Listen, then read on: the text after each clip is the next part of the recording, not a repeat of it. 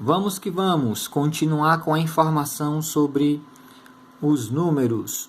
Agora eu tenho o sistema de numeração babilônico. No vídeo anterior eu falei do sistema de numeração egípcio. Agora estou falando do sistema de numeração babilônico. Para que vocês tenham maior acesso às informações, vamos trabalhar aos poucos.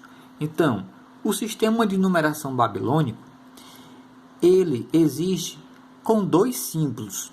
Os dois símbolos que é dele é o cravo, que é esse símbolo aqui, e a asna, que é esse símbolo aqui. Então, observem como é o símbolo do cravo e observem como é que é o símbolo da asna.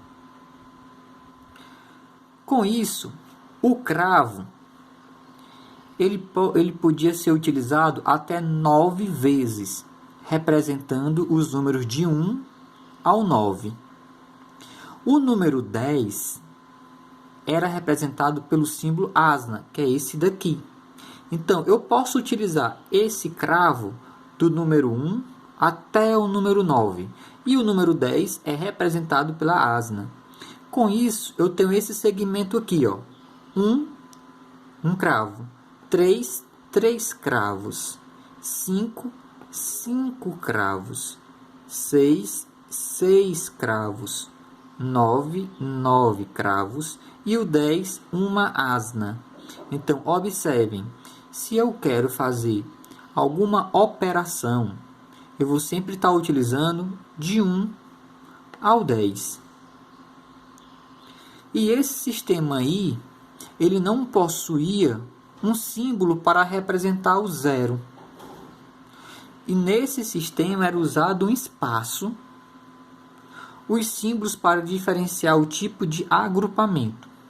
O símbolo usado para representar os 1 era o mesmo do 60.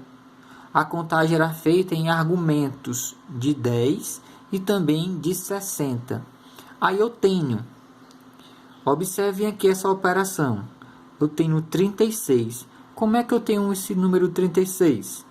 Eu tenho 30, que é representado por 3 asnas, e tem o símbolo do cravo 6 vezes. Então, com isso, eu tenho 36. Da mesma forma que eu tenho esse tipo de operação, mas só que essa operação eu tenho um espaço. Se eu tenho um espaço, observem aqui esse espaço. Esse espaço aqui de operação simboliza que eu tenho aqui 60 cravos. Então, esse símbolo aqui eu tenho 60 vezes. Por isso que eu tenho 1 vez 60.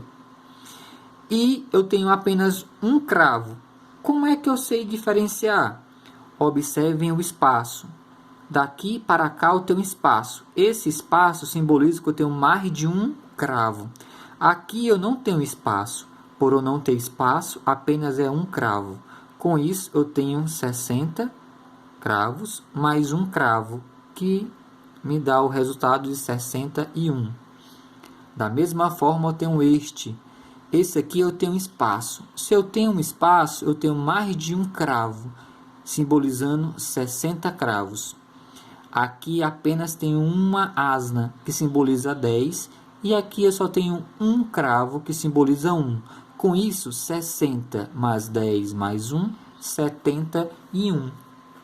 Esse é o sistema de numeração babilônico.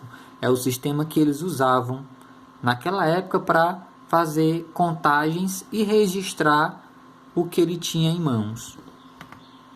Com isso, o que mais usamos é o sistema de numeração romano. Esse sistema é o que mais está no nosso dia a dia.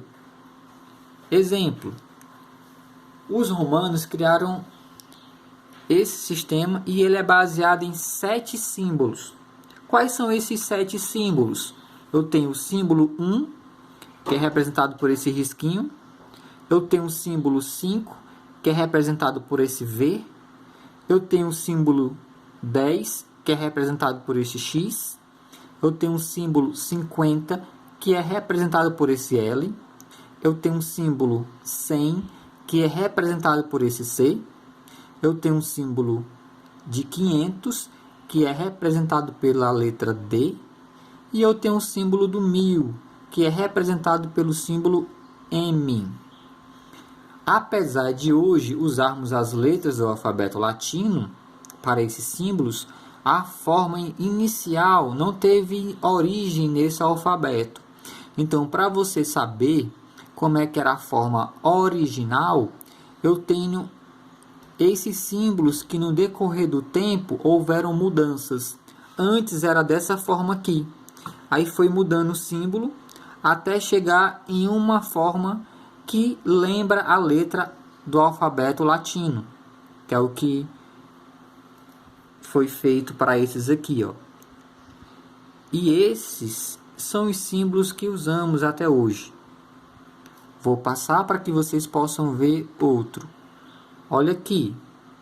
Então, eu tenho essa regra. Observem com atenção. A regra desse sistema é da seguinte maneira. Os símbolos 1, 10, 100 e 1000 podem ser repetidos no máximo 3 vezes. Professor, eu não lembro do símbolo do 100. Olha o 100, é o C. E o 1000, o M. E o 10, o X. E o 1, apenas um tracinho vertical. Com isso eu tenho 1, 2, 3. Eu só posso repetir 3 vezes. 1, 2, 3. O 10, 10, 20, 30. O 100, 100, 200, 300. O 1000, 1000, 2000, 3000. Então, só posso representar 3 vezes. Um símbolo colocado à esquerda de outro símbolo de maior valor indica uma subtração. Então, observem. Se eu tenho esse símbolo aqui, é o 5. E esse aqui é 1. Se o 5, que é de maior, está à frente do 1, que é menor, eu vou ter uma subtração. Então, 5 menos 1, 4. Esse símbolo aqui representa o número 4.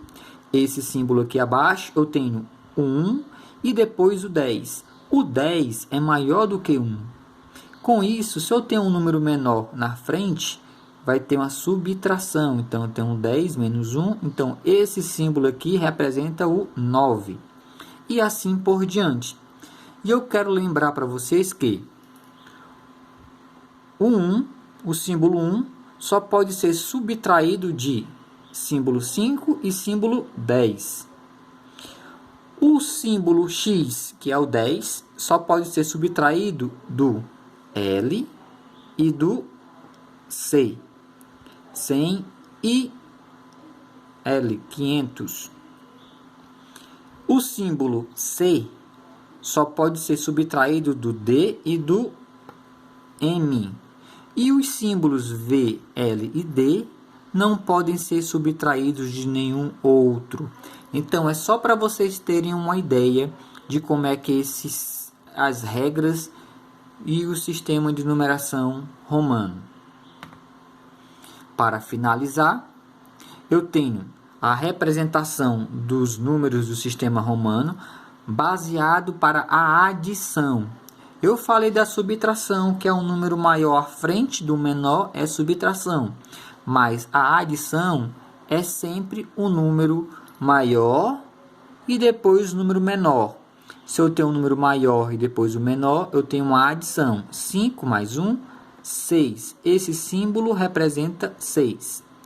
Aqui eu tenho um X, que é 10, depois eu tenho 1. Esse símbolo aqui representa 11. E assim por diante.